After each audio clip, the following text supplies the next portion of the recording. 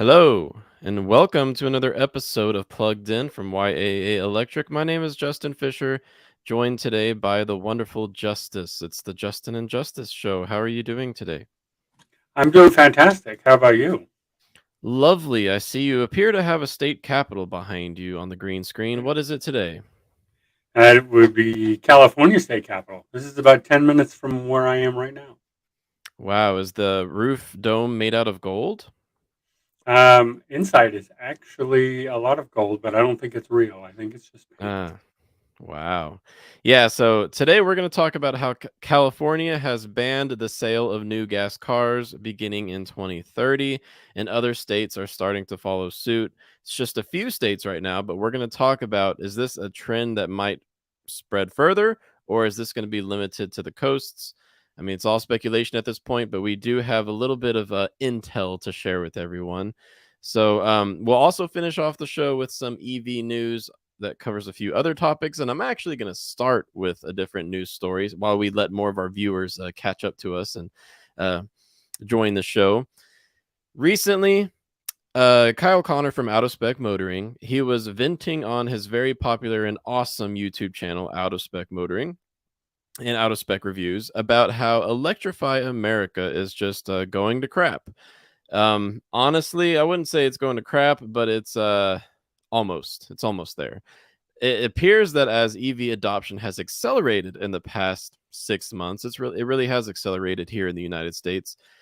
They're not able to keep up with the maintenance needs of the chargers. And before we dive into the California gas ban here in a second, I wanted to share with everyone something interesting I found on Electrify America's news page over on their own website.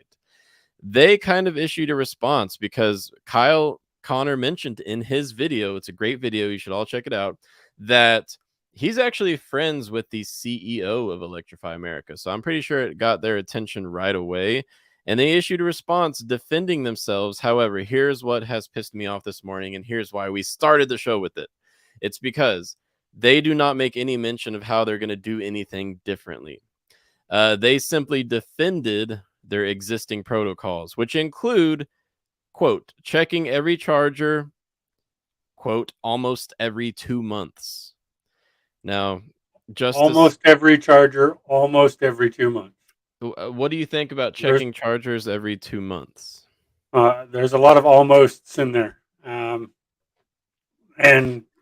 every 2 months, like I feel like there should be some sort of alert that goes out if it's not working. Yeah, and I'll eliminate. I'll step back. I'll walk back the first almost because Okay. it says specifically. I'll just read the quote. It means that each of our 3,500 plus individual ultra fast chargers at 800 stations in the US and Canada are tested almost every 2 months. That's what they said. And Okay. to me, that's what really stuck out is like, yeah, that's not good enough if you're the network that automakers are relying on to promote their EV sales, right? Yeah, and I don't know how the infrastructure bill goes, but isn't Electrify America a big part of the new bill? Aren't Well, with they the getting a lot of the money to help build out? it's a bid process, so they likely will, because they're probably going to have competitive bids considering their economies of scale. So it's not necessarily going to be Electrify America, but they're going to be a part of it. And Justice, you and I have talked about how it looks like Tesla's opening up the supercharger network pretty darn soon, and I am thrilled for that. Take my money, Tesla. I will pay 69 cents a kilowatt hour in some cases. But yeah, it's going to be competitive, but your point is well taken, Justice. They can't be half-assing, excuse me, their charging network infrastructure if they're going to be so important in the next decade. Fine, spending trillions of dollars in infrastructure and in these bills, like these chargers have to be up, whether it's Electrify America or somebody else. You need the reliability that you're going to pull in, and they're all going to work. This transition doesn't happen with sometimes up, sometimes down. Yes, yes. And Tesla's lovely supercharger network does not have issues of the same magnitude, nowhere near the same magnitude of issues that Electrify America and EVgo have, because a recent study from JD Power looked at a charger reliability is just out, I think, last week or maybe the week before. And they found that EV Go was actually rated a little bit worse than Electrify America, and Tesla was, far above both of them. So right now, it's in the United States. It's just Tesla that has a relatively seamless, stress-free charging experience. But now that's one of the reasons why Teslas are so popular, and you've got wait times at Tesla superchargers. So even there, it's not always peaches and cream, as they say. But yeah, getting interesting, isn't it? Yeah, and then the wait times at the Tesla chargers. I haven't seen any, but I've seen some videos of them. But when they do fully open it up, that is going to be a problem. Yes, and if you're just joining us, welcome. We are about to dive into the whole California news with them banning gas cars pretty soon. And we're going to get there just in a moment when more people join us live on YouTube. But another piece of news that I got to share, and it's kind of related to this, I'm going to tie it together, is my rattling trunk on my Ionic 5 is fixed. And Justice, I don't know if Hey, you understand just how happy I am that that is fixed. In such a silent, well-insulated car, it's very quiet even at 70 miles an hour. The rattling was driving me insane. But here's the thing. I took it to the dealer 2 times. So there's a bit of embarrassment on my part, but we'll get to that. Took it to the dealer 2 times and they couldn't fix it. They even consulted the European service departments where there's more Ionic 5s, and they said they have not had that problem. Now, this wasn't a tiny rattle. This was a very loud rattle. Like, even my wife, who doesn't notice these types of things, said, "Yeah, your car sounds like it's falling apart." My dad comes and visits. Love my dad. Shout out to Paul. Hi, Dad. He just grabs a can of WD-40. You know where this is going. He yeah, finds this joint up at the top. It's like something I had not even seen. It's metal on metal. He said it really looks like it should not be metal on metal right there. He sprayed it, it stopped instantly. So 2 dealership visits did not take care of that. My dad did. He's not in the automotive world at all. He just knows can of WD-40 can fix a lot of things. So thank you, Dad. But here's where I was going to go with this. Here's how I'm going to tie it together, because I really did think about how, like, yeah, I love my Ionic 5, but should I just sell it for way more than I bought it for and buy a Model Y? Because their charging network is wonderful. I've used it in the past, and I've spent plenty of time at Electrify America stations frustrated with their charging incapability. It's wild. So now that my beautiful Ionic 5 no longer has a rattling trunk, I'll probably stick with my lovely car. I love it, but Tesla, they've got a lot of advantages when it comes to the charging network. and I Mo- think their advantages are just going to keep growing. Honestly, yeah, they also have full OTA update capability, over the air update capability. They have they're pioneering autopilot technologies. There's a whole list of things, right? But they just brought eyesight to older cars with radar in them last week or earlier this week, actually. So over the air update, now the older cars got eyesight, full self oh yeah. driving radar. Wow. Interesting. Interesting. Yeah. So we were just wrapping up our little talk and my rant about Electrify America.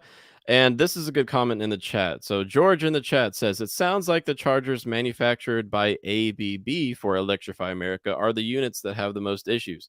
I don't know who manufactures the different units. Thank you for sharing that. But what I do want to agree with here is that Kyle Connor from Out of Spec Motoring and others, myself included, we're just asking for transparency, more interviews. Let us know what the problems are, and most importantly, let us know what you're planning to do to fix those problems as the network grows, because they released plans for like this big plan to double or triple the network by 2025. Just earlier this year they released those plans.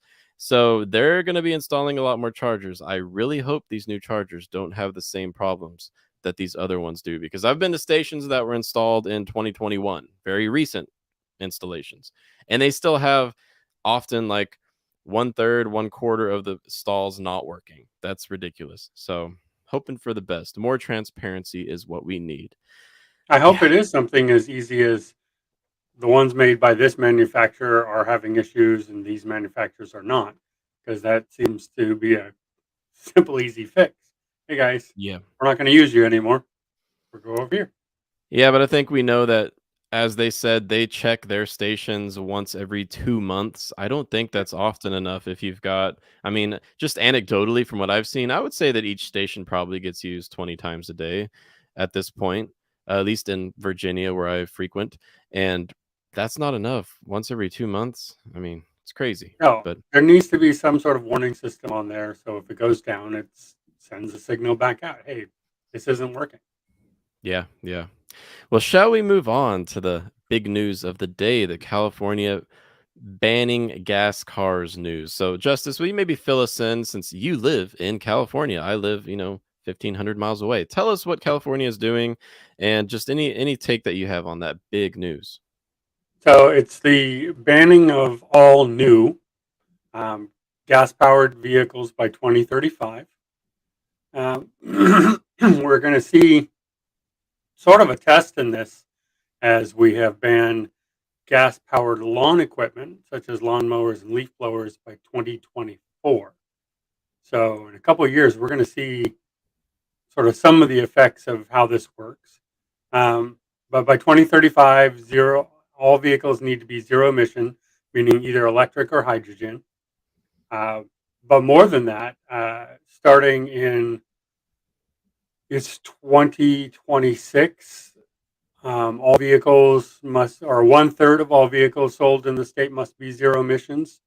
And if they're not, then automakers will be fined $20,000 per vehicle Whew. if they are not at one third. Let's send I kids know to college with that money. why. Yeah, okay. I have comments that I won't make about that. But I know at the beginning of this year we're about what, like 16% EV right now. So In one third, California, yeah. yeah, in California, yeah. So one third by 2026, possible. It's possible in California. And then I know this still has to go through Congress to be approved, but I don't see any insurmountable objections there to this happening. And then you've got Massachusetts and Washington following suit, with New York and Pennsylvania having historically followed California. So they're sort of expected to come on board as well. So it's going to be an interesting transition. It's not all at once. It's not full gas power to 2034 and then you got to make a switch. There are, stages along the path here to slowly, kill it off. And again, this is just new. So used Yeah. vehicles will still be allowed for sale. And then, we border like 4 states. So people may jump state. But I think when you get, Washington, Massachusetts, New York, Pennsylvania, California, the EU has already done these for all of the EU countries, and Canada has already passed this. So I don't Mhm. really see with Europe, Canada, and all the most populous states in the United States hitting these goals that the automakers won't just make the switch themselves. I don't think you're going to see special, Texas gas powered vehicles being sold.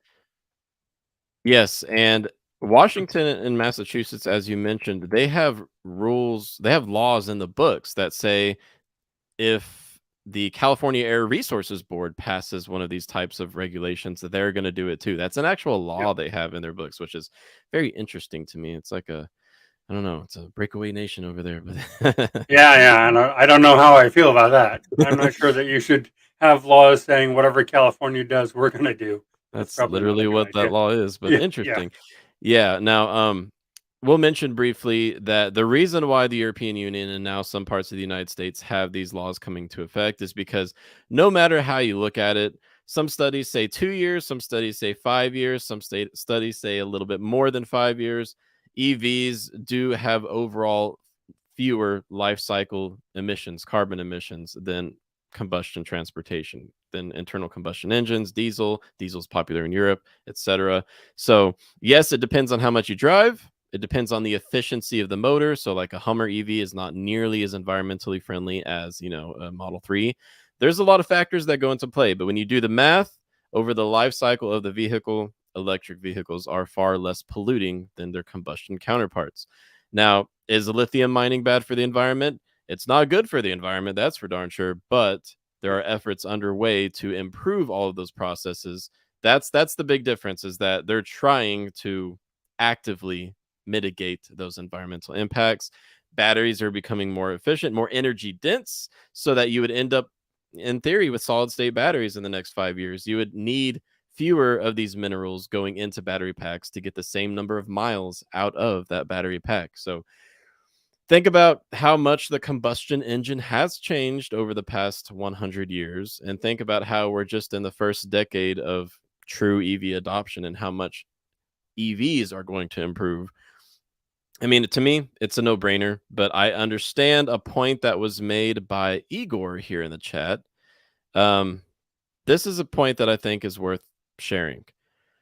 So they're not, the government, they're wanting everyone to go to EVs by 2035 in some states, and honestly that might become much more common in other states beyond California, Washington, Massachusetts. But I agree with Igor's point here. They're not pushing infrastructure enough. We did just have the bipartisan infrastructure bill signed into law, which allocates $7.5 billion for charging infrastructure. But here's what has me worried, and I think Igor would agree. I'm worried that they're not going to do it right. I do not want to end up with a bunch of half-working charging stations that, billions of dollars of taxpayer money was spent on, poorly maintained, poorly installed. That is what freaks me out. I hope that the nation's charging network becomes something like Tesla's supercharger network, but that's a whole nother topic. But yeah, I agree with you there, Igor. So, Justice, you mentioned a few other states that I was not aware of. I believe Pennsylvania was one, New York. Can you Yeah, remind us? Maybe I glossed over it, but are those states close to pursuing what California, Massachusetts, and Washington have? so I think only New York has made a statement so far, but New York and Pennsylvania are the two states that have always sort of gone with California on their emissions. So when Oh, California made emission standards stronger than the federal regulation, New York and Pennsylvania were the first two to go, yep, that's what we're doing. We're adopting those emission standards. So it's more just uh, they're expected to sort of follow this bill. Not that they've said that they're going to, but just historically they've done what I guess Massachusetts has on the books, and sort of gone along with what California has done. So, yeah. and I think when you lump them into, with Massachusetts especially, you have so much of the U.S. population included in that group that automakers aren't going to make different variants for what's left. Yes, that is very, very true. And it's kind of related to what we're talking about, but I'm also thinking about, these automaker decisions. What do they make with the batteries that they have, and how, can they afford to even make 100% vehicle lineup, electrified vehicle lineups by 2035? It's going to come down to some weird decisions we don't talk a lot about yet, such as, do I want to make that 3-row, 7-seater full-sized EV that's going to require a lot more battery modules to get 250 miles of range? Or do we want to make fewer of those and more compact crossovers that don't need quite as many battery modules in the pack to get the same miles of range? Like, it's going to be some decisions that they're working on right now to figure out if these goals are even within reach. And So that's a interesting. rough thing in the United States, as we like our trucks and we like our full size SUVs. I mean, these are our most popular vehicles. So that's a really tough choice for the automaker to get things that are going to be efficient and that people want to buy. Yes. And this is a good point right here from Francis. If California is requiring this, then they better have a mechanism to help people buy EVs, as they are so expensive and in short supply. It's very hard to find one if you can afford one. That is true. It's so And we silly. have we have 169 different incentives in California. Yeah, So I have zero state level. we have more than the next three states combined. I think So California's it incentives are is very generous. The incentives are yes, generous, but the pricing from the automakers and the additional dealer markups, that's what really just pisses me off, because you got to think about how the average vehicle transaction price right now is right at about $50,000 for the first time. It's like at 48.9 or something like that. First time we've ever seen. That's the overall market, not EVs. And then you add on top of that the fact that EVs right now are transacting for $10,000 more than that on average. And wow, it's ridiculous. Plus, car payments are now averaging about $730 a month. Well, and I don't I already don't know. you have Ford already, right? With the Mach-E, they just raised MSRP by $8,300. Yeah, that's what we're So gonna talk about next. yeah, Yes. so it's not like these things are getting cheaper either. Yeah, yeah. They're all Your au getting more expensive. your audio was, sounding a little bit clicky there for a second, not quite sure what was going on, but, the viewers can let us know if maybe it was on my end. But anyways, one more thing I want to talk about is precisely the fact that the Mustang Mach-E is now further out of reach for many. The 2023 model year for the Mustang Mach-E has seen price increases between $3,000 and $8,000. Sure, it gets like 15 miles of more range, great, but this is a massive price increase. The select rear-wheel drive standard range Mustang Mach-E from Ford now starts at $43,895. So let's call it 44 plus delivery. You're talking $45,000 starting for a Mustang Mach-E. And then it goes all the way on up to the GT extended range, which is now $70,000 before the delivery fee. So, yeah, that's wild. I think most people would be looking at premium. Let's see. Which Mustang Mach-E would be the most popular? I'm gonna go ahead and share my screen for the viewers because this is some interesting information from The Verge showing how specifically the prices have changed with this latest announcement. Very interesting little comparison here. So, The Verge is sharing with us how Ford has hiked the price of the 2023 Mustang Mach-E. Look at these comparisons. In parentheses, you've got the 2022 model year prices. Justice, you see a lot more of these around California than I do here in my neck of the woods. Which one of these trims would you say might be the most common for buyers right now? Most preferred Uh, or available? yeah, I think it's available. And I think I've seen that I can remember. It's very anecdotal. Is yep, that's the one. I picked it. The Oh, I picked it. premium, Okay. rear wheel drive. Yeah, so the Uh, premium rear wheel drive is that might have like leather seats and, whatnot. yeah, yeah. It's the sort of the upgraded interior. Doesn't need all wheel drive. Not a lot all wheel drive in California. Um, Yeah. but it's still very nice. I've seen a couple GTs, and then of course when they first came out, Route One. Yes, yes. And so yeah, it looks like the most popular Mustang Mach-E trim is now going to start at 55,000, and then add on top of that the destination and delivery fee of 1,200, and you're looking at 56,100 or so. That's almost exactly what I paid for my top of the line all-wheel drive Ioniq 5. I paid 56,200 plus taxes. So yeah, that's an expensive Mustang Mach-E. I think I would still take my Ioniq 5 every day if given the chance, if given the choice between the two. I'm a I big agree. fan. Actually, I like the Mach-E a lot, but I would definitely lean towards the Ioniq 5. It's more efficient. Nothing else. It's just more efficient. Yeah, yeah, it is pretty efficient. Well, any other EV news that's been on your radar? And well, one thing we forgot to talk about. Actually, let's loop back and touch on this. We just talked about the Ford price hikes. I think it's pretty obvious to you and I that they're raising prices because of the new tax credit. It kind of gives them an excuse to, because it Well, looks yeah, like, because they raised the Lightning by $7,000 already. yeah. So, and that was like immediately upon passing of the bill. Yeah, I wonder what Tesla's going to do with the news that the Model Y is likely to qualify for at least half of the new tax credit, possibly the full thing.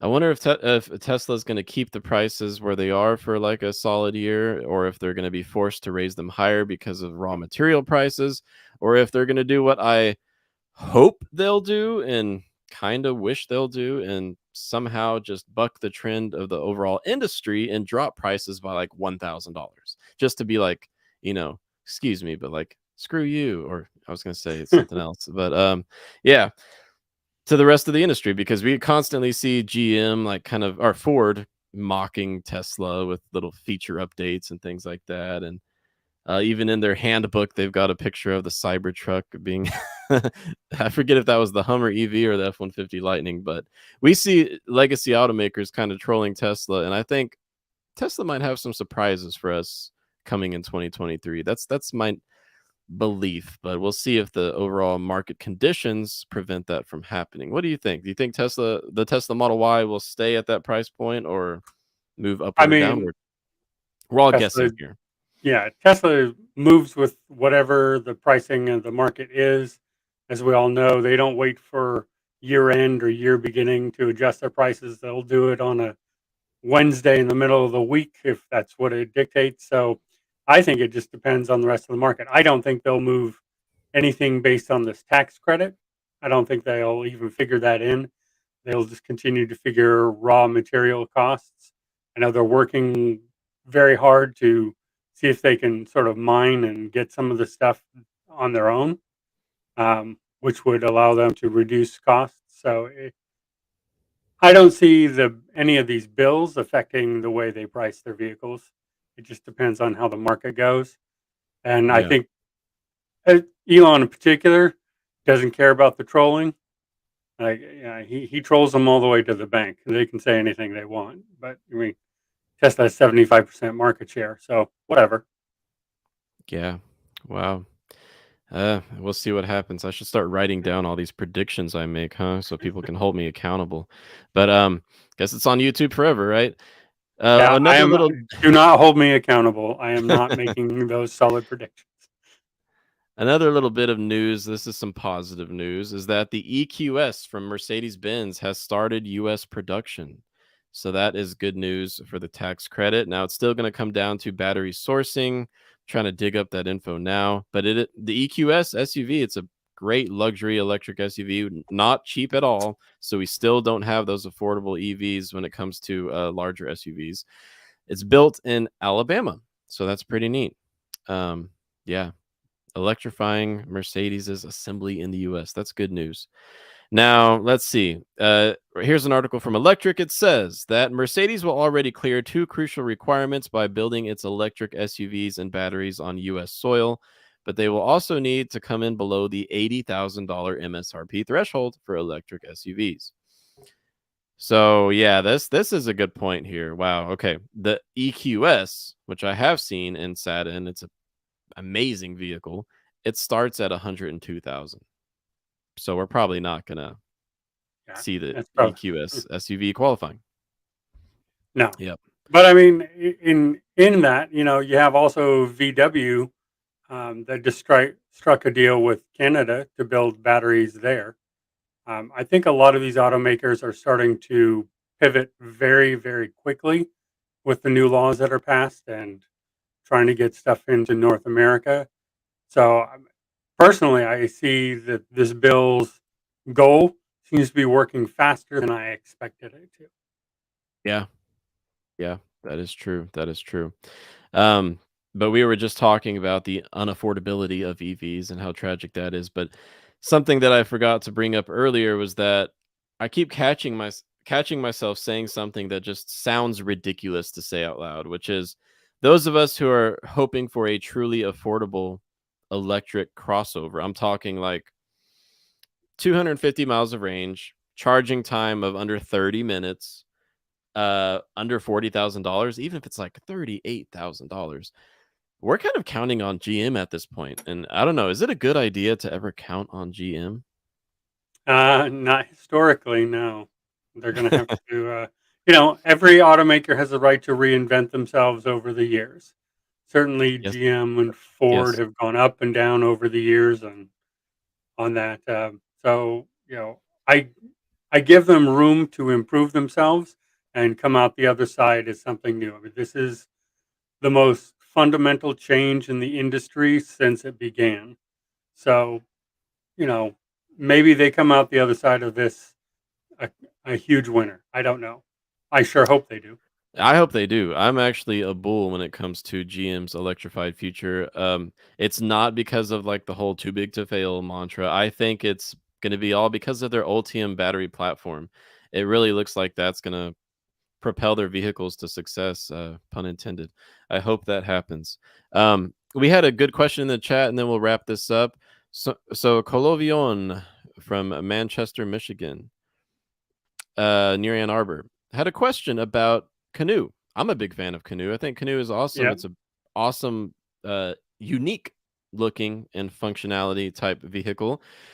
What's the pricing for Canoe? And for those of you who are wondering who Canoe is, I'll go ahead and screen share real quick. I found a little article from Motor Trend that can help us answer the question to a certain extent, but not all the way. Right now, Canoe has started. I don't know if they started delivering them, but they have a delivery vehicle called the Lifestyle Van that is going to start at $35,000. But I'm skeptical on what the range would be for this delivery van. And it goes on up to $46,000. But this is what it looks like. I think it looks pretty neat. I bet my wife would like to buy one of those. She could fill that with her soaps, teas, and other products that she makes and haul them to the festival. It's a cute looking vehicle. However, for the more consumer oriented, mainstream public oriented models, they have not released pricing yet. So here's their current pricing as of right now. So $35,000 to $50,000 for the Canoe Lifestyle Van. Justice, are you a fan of Canoe? I am. I believe. And I could be wrong on this, but I'm pretty sure that when I was on the Google campus, they had the vehicles driving around. They were canoes. That Um, would be and I awesome. and I loved it. It was very open inside, very spacious. Very. It wasn't like anything you get into now. So Yeah. I have nothing but hopes for Canoe. I think they could be great, especially if they get these prices targeted correctly. Yeah. And Canoe just inked a deal with Walmart. Walmart wants to That buy right? 4,500 of these Canoe electric delivery vehicles. That is pretty big news. And Canoe also decided to build these up in Arkansas, which is near where Walmart is from. And I don't know, is their headquarters still there? It might be. I think it is. Yeah. Yeah. So And Canoe if is, this was an exclusive deal with Walmart. yeah. So tell us what that means. It's interesting. So it means that they can't then go and turn around and sell to, say, Amazon, who Walmart is directly coming after right now. Yeah. So it's an interesting, and they took it, which good for them. Yeah. Good for 'Cause- them. I mean, Walmart's about as big of a customer as you could need, right? yeah, yeah, exactly. And like I said, Walmart has stated its goal is directly to go after Amazon. So that means, excuse me, you're going to have a partner that's just growing and growing. Yeah. Yep. It looks like Canoe says they still plan to build a pickup style Canoe electric truck like this right here. Pretty neat looking. But it would come probably 2024. And honestly, I wouldn't be surprised if that's pushed back. But that might be a good thing because if it allows them to focus on building their business and creating a solid foundation for their business by supplying Walmart with thousands of electric delivery vehicles, to me, that's good news. But that's all my opinion right there. No price yet. Quite interesting, isn't it? Yeah, I mean it's a good business model, and I think even if they never sell to the public and they're just staying to the delivery space for large companies, what a great space to be in. Yes, for sure. Now we're gonna wrap up today's show now with some good news. Once again from Electric. Maybe we'll have them as a guest on here sometime. That would be awesome. I've been a fan of their content for years. The U.S. electrical grid. I get some justified their comments that I would say they have good intentions, okay? But they often say, well, what good is an EV if you just power it with coal and natural gas? Well, first of all, Justice, you and I talk about how Yeah, electric motors are by nature way more efficient than combustion powered engines. Do you remember the figure? But it's far more efficient. 400 times, according to Elon Musk, actually. Wow, well that's a lot more efficient than I was going to say. But all I know is that my Ioniq 5 all-wheel drive, it gets about 107 miles per gallon equivalent. That's pretty awesome because I slammed the pedal quite a bit. But yeah, here's some good news for those of you who are concerned about how we power our electric vehicles and plug-in hybrids. In the first half of 2022, renewables provided over 25% of the total US electrical grid's generation. That is a new record. I remember just a few years ago that was at like 12 to 14%. Now, a lot of this growth is from the sun. It's from solar. Solar is the fastest growing energy source in America right now. It's growing even faster than natural gas. Wind is still growing, but right now solar is really taking over. And yeah, the sun doesn't shine at night. So what do we do about that? Justice, you and I know the answer. You want to tell us what the answer is? Well, that would be battery storage. We You need need to be able even to more store. batteries, even Yeah, more. you need to Yeah, store it. We don't have to produce any more electricity to turn everything EV. We just need to store the electricity that we produce. which Most of makes it me just goes off wasted.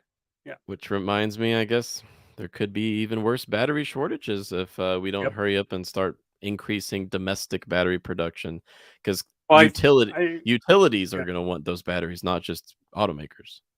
I think there's a movement right now on using old EV batteries into that, recycling them into power plants and things because if they're not moving and recharging like that, they're actually more efficient.